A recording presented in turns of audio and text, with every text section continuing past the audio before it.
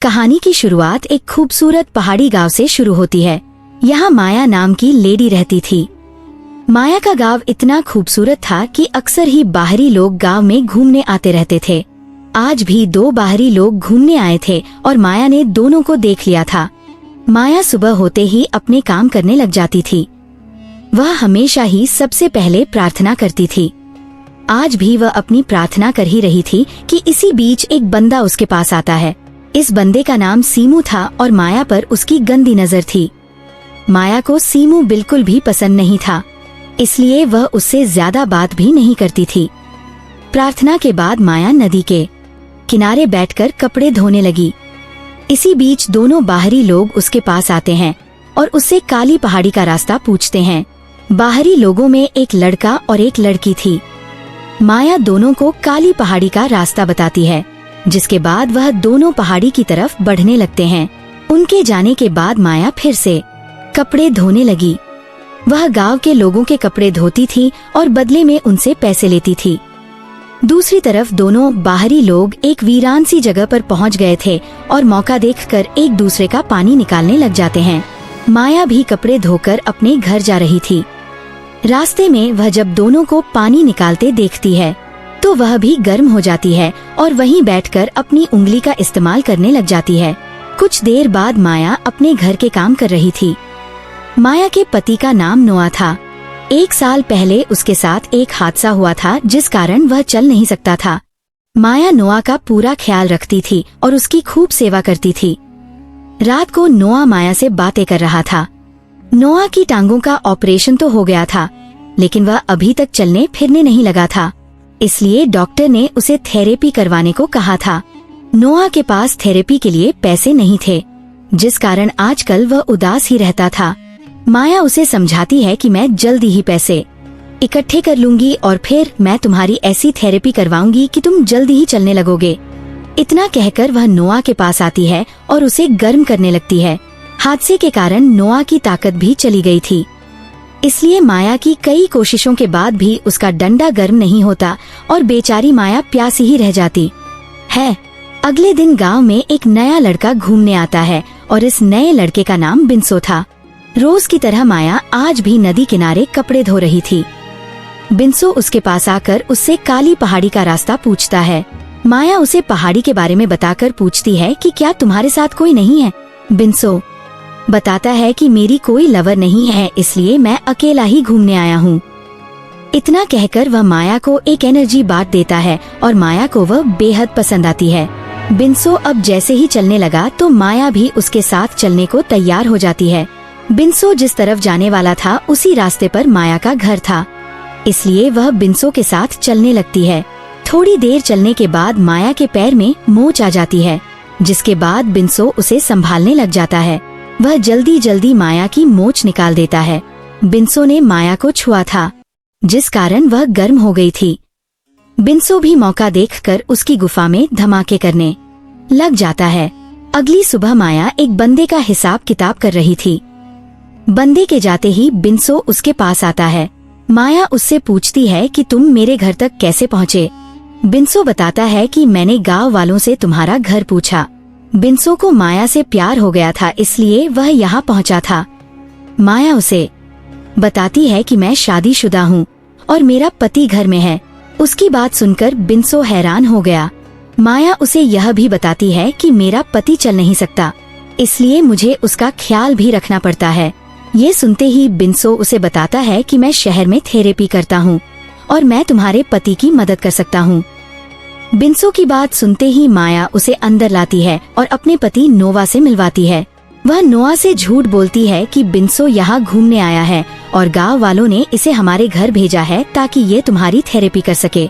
माया की बात खत्म होते ही बिंसो नोआ का हालचाल पूछता है और फिर उसकी रिपोर्ट्स देखता है। रिपोर्ट्स देखने के बाद वह हादसे के बारे में पूछता है। उसे बताया जाता है कि नोआ पीठ के बल एक पेड़ से गिरा था। सारी बातें सुनने के बाद बिंसो नोआ की टांगों की जांच करता है। जांच के बाद बिंसो माया के साथ घूमने लगा। वह माया को बताता है कि मैं जल्दी ही नोवा की थेरेपी शुरू कर दूंगा और बदले में तुमसे कोई पैसे भी नहीं लूंगा। घूमते घूमते बिंसो माया को अपने टेंट के पास ले आता है। बिन्सो इसी टेंट में रहता था और मौका देखकर माया की गुफा में धमाके करने लग जाता है। सीमू भी इसी जगह पर था और वह साला छुपकर दोनों की वीडियो बना लेता है। अगले दिन बिन्सो ने नोआ की थेरेपी शुरू कर दी। माया बिन्सो के पास ही खड़ी थी और मौका मिलते ही अपने तरबूज बिन्सो की पीठ पर रगड़ रही थी। नोआ ने दर्द के कारण अपनी आंखें बंद करी हुई थी, इसलिए वह माया की शरारत देख नहीं पा रहा था। थोड़ी देर बाद माया नदी किनारे कपड़े धो रही थी और इसी बीच सीमू उसके पास आता है। वह आते ही माया को वही वीडियो दिखाने लगता है जिसमें माया बिन्सो का पानी निकाल रही थी।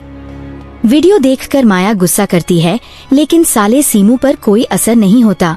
वह माया से कहता है कि अगर तुमने मेरा पानी नहीं निकाला तो मैं ये वीडियो तुम्हारे पति को दिखा दूंगा।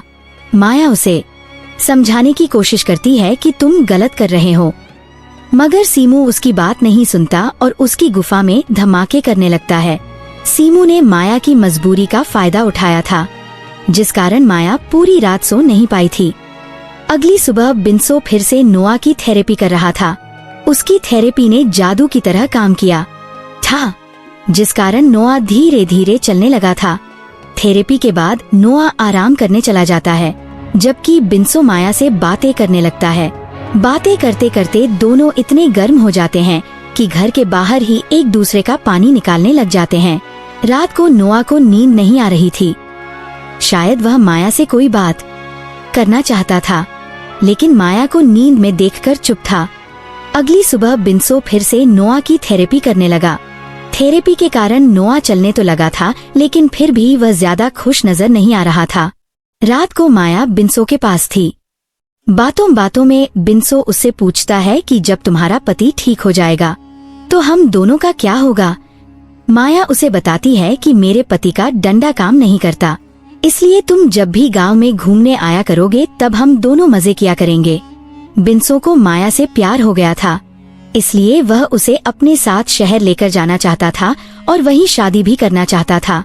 दोनों अभी बातें कर ही रहे थे कि इसी बीच दोनों के पास सीमू आ जाता है। सीमू इस वक्त नशे में था। वह आते ही दोनों को बुरा भला कहता है। इसी के साथ वह बिन्सो को सब बताता है कि मेरे फोन में तुम दोनों की वीडियो है। बिन्सो को उसकी बात पर यकीन नहीं था, इसलिए सीमू उसे वीडियो दिखाता है। सीमू अब फिर से माया की गुफा में धमाके करना चाहता था और वह भी बिन्सो के सामने ही। माया उसकी बात मानने को तैयार नहीं थी, जिसके बाद सीमू को इतना गुस्सा आता है कि वह साला अपनी गन निकाल लेता है। गन देखकर दोनों बेहद डर गए थे। सीमू बिन्सो को एक तरफ करता है और माया को कपड़े उतारने को कहता है। सीमू नशे में था और उसके हाथ में गन भी थी। हालातों को देखकर माया अपने कपड़े उतारने लगी। उसके गोल गोल तरबूज देखकर सीमू उस पर टूट पड़ता है। सीमू सब कुछ बिन्सो की नजरों के सामने ही कर रहा था। बिन्सो माया की मदद तो करना चाहता था, लेकिन सीमू की गन उसकी तरफ ही थी। इसी बीच कोई पीछे से आकर सीमू को मार देता है। सीमू को मारने वाला नोआ ही था।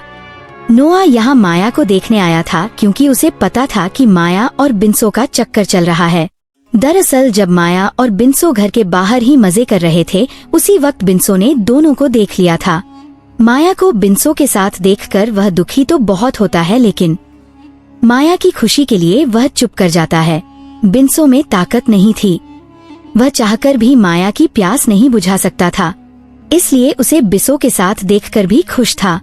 नोआ ने दोनों को बता दिया था कि मुझे सब कुछ पता है, लेकिन मैं माया की खुशी के लिए चुप था। नोआ के मुंह से सच जानकर दोनों बेहद शर्मिंदा होते हैं। दोनों को पता था कि उनसे गलती हुई, इसलिए दोनों अपनी गलती सुधारना चाहते थे। अगली सुबह बिन्सो अपने घर जाने वाला था। जाने से पहले वह नोआ से माफी मांगता है क्योंकि उसने उसकी बीवी के साथ चक्कर चलाया था। बिन्सो के माफी मांगने के बाद ना तो नोआ कुछ बोलता है और ना ही माया कुछ बोलती है। दोनों को चुप देखकर जैसे ही बिन्सो जाने लगा तो नोआ उसे रोक कर कहता है कि तुम्हारे कारण मैं चलने लगा, इसलिए मैं तुम्हारा धन्यवाद करता हूँ, लेकिन आज के बाद यहाँ कभी मत आना और ना ही कभी माया से मिलने की कोशिश करना। नोआ की बात सुनकर बिन्सो कुछ नहीं बोलता क्योंकि वह उसकी बात मानने को तैयार था। वह नोआ से हाथ मिलाता है और फिर वहाँ से जाने लगता है। उसके जाते ही माया नोआ का धन्यवाद करती है क्योंकि उसने उसकी गलती माफ कर दी थी। वह समझ गई थी कि उसे दुनिया का सबसे अच्छा पति मिला है जो उसकी खुशी के लिए चुप हो गया था। वैसे जब से नोआ चलने लगा था उसके डंडे ने भी काम करना शुरू कर दिया था। कहानी के आखिर में दोनों पति पत्नी खुश रहने लगते हैं और नोआ माया की प्यास भी बुझाने लगता है। इसी के साथ इस कहानी का यही अंत हो जाता है। हमारी वीडियो देखने के लिए बहुत बहुत धन्यवाद। अगर आप ऐसी ही वीडियोस के दीवाने हैं तो प्लीज मेरे चैनल को जरूर सब्सक्राइब करें। मिलते हैं अगली वीडियो में, तब तक के लिए नमस्कार।